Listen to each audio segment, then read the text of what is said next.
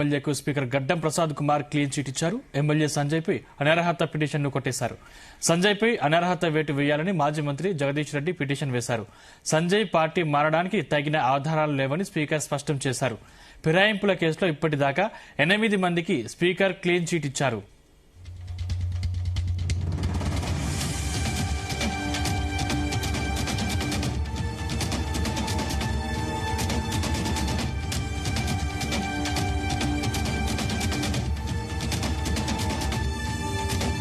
ఫిరాయింపుల కేసులో మరో ఎమ్మెల్యేకు స్పీకర్ గడ్డం ప్రసాద్ కుమార్ క్లీన్ చిట్ ఇచ్చారు. ఎమ్మెల్యే సంజయ్ పై అనర్హత పిటిషన్ ను కొట్టేశారు. సంజయ్ పై అనర్హత వేటు వేయాలని మాజీ మంత్రి జగదీష్ రెడ్డి పిటిషన్ వేశారు. సంజయ్ పార్టీ మారడానికి తగిన ఆధారాలు లేవని స్పీకర్ స్పష్టం చేశారు. ఫిరాయింపుల కేసులో ఇప్పటిదాకా 8 మందికి స్పీకర్ క్లీన్ చిట్ ఇచ్చారు. ఇదే అంశానికి సంబంధించిన మరింత పూర్తి సమాచారం మా ప్రతినిధి వంశీకృష్ణ అందిస్తారు. వంశీకృష్ణ, సందీప్, పార్టీ ఫిరాయింపుల ఎమ్మెల్యేలో ఇప్పటి వరకు 7 ఇవ్వడం జరిగింది. ఈ రోజు సంజయ్, ఏదైతే జగిత్యాల ఎమ్మెల్యే సంజయ్ ఉన్నారో ఆయనకు కూడా స్పీకర్ క్లీన్ చిట్ ఇచ్చినటువంటి సందర్భం మనకు కనిపిస్తుంది. టోటల్ గా మొత్తం 8 మంది అనర్హత వేటుకు సంబంధించినటువంటి పిటిషన్లు ఎదుర్కొన్నటువంటి వారు ఎవరైతే ఉన్నారో వారందరికి కూడా 8 మంది క్లీన్ చిట్ ఇవ్వడం జరిగింది. మరొక 2 మాత్రమే ఉండడం జరిగింది. ఒకరు దానం నాగేందర్ విచారణ పూర్తవడం జరిగింది.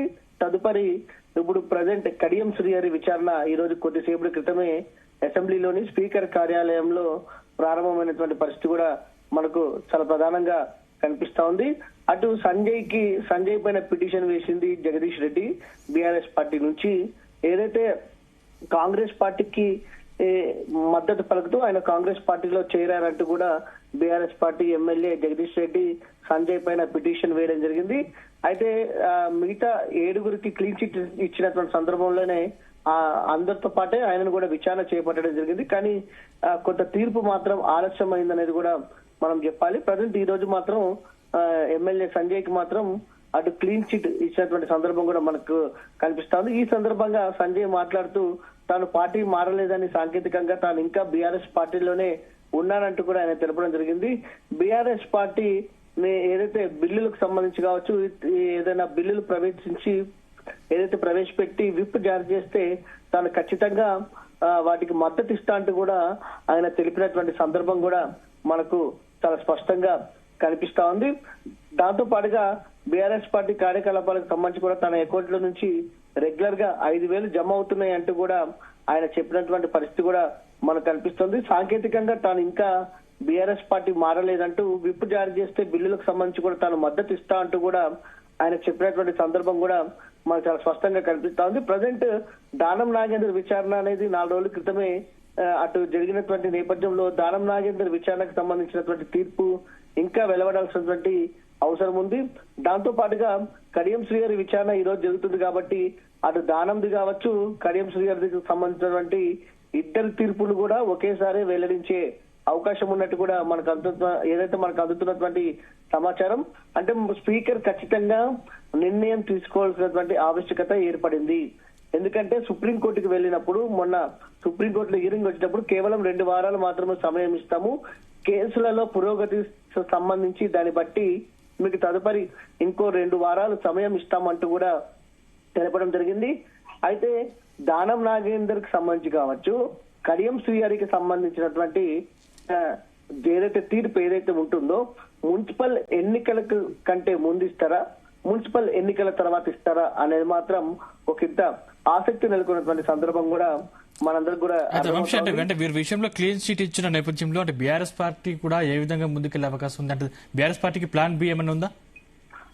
ఖచ్చితంగా, ఎందుకంటే గతంలోనే బీఆర్ఎస్ పార్టీ లీగల్ సభ్యులు మాట్లాడుతూ కూడా, బీఆర్ఎస్ పార్టీకి చెందినటువంటి నాయకులు కూడా మాట్లాడుతూ కూడా స్పీకర్ పూర్తి ఆధారాలు ఉన్నా కూడా వారందరూ పార్టీ మారలేదంటూ ఏదైతే చెప్పినటువంటి సందర్భాన్ని తప్పుపడతా ఉన్నారు. వారందరూ కూడా తాము సుప్రీంకోర్టుకి మరోసారి వెళ్తాము, తమ వద్ద ఉన్నటువంటి ఆధారాలను మరోసారి సమర్పిస్తాము, దీనికి అదనంగా మరికొన్ని ఆధారాలు కూడా అందజేస్తాము అంటూ కూడా ఆయన ఏదైతే బీఆర్ఎస్ పార్టీ నాయకులు చెప్పినటువంటి సందర్భం కూడా మనకు చాలా స్పష్టంగా అర్థమవుతా ఉంది.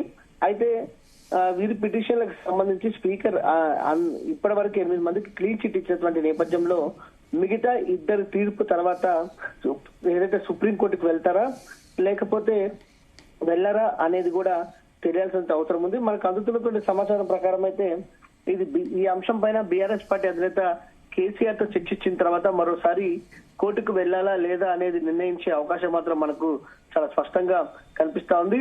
అటు కడియం శ్రీహరి సంబంధించి కావచ్చు, దాంతో పాటుగా దానం నాగేందర్కి సంబంధించిన పిటిషన్ల పైన మున్సిపల్ ఎన్నికల తర్వాత తీర్పును వెల్లడించే అవకాశం ఉన్నట్టు కూడా మనకు అందుతున్నటువంటి సమాచారం. మొత్తం మీద బీఆర్ఎస్ పార్టీ నేతలు మాత్రం ఆగ్రహం వ్యక్తం చేస్తా ఉన్నారు.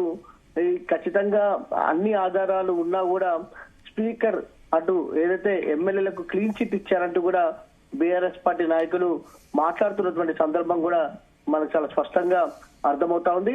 మొత్తం మీద ఏదైతే ఈ రోజు కడియం శ్రీహరి విచారణ ఉన్న నేపథ్యంలో దానం నాగేందర్, కడియం శ్రీహరి తీర్పుకు సంబంధించినటువంటి ఆసక్తి మాత్రం నెలకొందని కూడా చెప్పాలి సందీప్. అంటే గూడెం మహిపాల్ రెడ్డి వంటి వారు అంటే క్లీన్ చిట్ ఇచ్చిన సందర్భంలో కూడా గూడెం మహిపాల్ రెడ్డి వంటి వారు ఇంకా బీఆర్ఎస్ లో ఉన్నామంటూ చెప్తున్నారు. అదేవిధంగా బీఆర్ఎస్ కి మున్సిపల్ ఎన్నికల్లో ఓటు వేయండి అని కూడా చెప్తున్నటువంటి పరిస్థితి. ఈ నేపథ్యంలో బీఆర్ఎస్ వారిని చేర్చుకునే అవకాశం ఉందా? ప్రధానంగా గూడెం మహిపాల్ రెడ్డికి సంబంధించి చూస్తే మాత్రం మనొక ఆడియో ఏదైతే వీడియో రికార్డు ఏదైతే బయటకు వచ్చినటువంటి సందర్భం కూడా మనం చూడొచ్చు. ప్రధానంగా అందులో బీఆర్ఎస్ పార్టీ రుణం మనం తీర్చుకోవాలి, ఖచ్చితంగా బీఆర్ఎస్ పార్టీని ఈ మున్సిపల్ ఎన్నికల్లో గట్టెక్కించాలి, గెలిపించాలి. ఎందుకనంటే 3 సార్లు తన ఎమ్మెల్యేలుగా బీఆర్ఎస్ పార్టీ నుంచే గెలిచాను కాబట్టి ఖచ్చితంగా బీఆర్ఎస్ పార్టీని గెలిపించాలని ఆయన వ్యాఖ్యానించడం జరిగింది. అది రాష్ట్రంలో ఒక సంచలనంగా కూడా మారినటువంటి సందర్భం కూడా మనకు కనిపిస్తోంది. ఇలాంటి సందర్భంలోనే గూడెం మహిపాల్ రెడ్డి సోదరుడు మధుసూదన్ రెడ్డి ఏదైతే మొన్న సిట్ విచారణకు కేసీఆర్ హాజరైనటువంటి నేపథ్యంలో అదే రోజు సాయంత్రం కేసీఆర్ తో సమావేశమైనటువంటి సందర్భం కూడా మనం చూస్తా ఉన్నాము. ఈ రానున్నటువంటి 2-3 రోజుల్లో కూడా మధుసూదన్ రెడ్డి బీఆర్ఎస్ లో చేరే అవకాశం మనకు చాలా స్పష్టంగా కనిపిస్తోంది. దాంతో పాటుగా కాళే యాదయ్య కూడా బీఆర్ఎస్ పార్టీలో తిరిగి చేరాలనుకుంటున్నట్టు కూడా మనకు తెలుస్తుంది. ఇప్పుడు వీరందరికి సంబంధించి కూడా ఇప్పటికే స్పీకర్ క్లీన్ చిట్ ఇచ్చినటువంటి సందర్భం కూడా మనం చూస్తున్నాము. తిరిగి వాళ్ళు బీఆర్ఎస్ పార్టీలోనే రావాలనుకుంటున్నటువంటి సందర్భం కూడా మనకు కనిపిస్తోంది. కానీ త్వరలోనే దీనికి సంబంధించినటువంటి ఎమ్మెల్యేలు ఎవరైతే ఉంటారో తిరిగి చేర్చుకోవాలా లేదా అనేది బీఆర్ఎస్ పార్టీ అధిష్టానం ఒక నిర్ణయానికి వచ్చే అవకాశం మనకు కనిపిస్తా ఉంది సందీప్. Thank you Vamsi.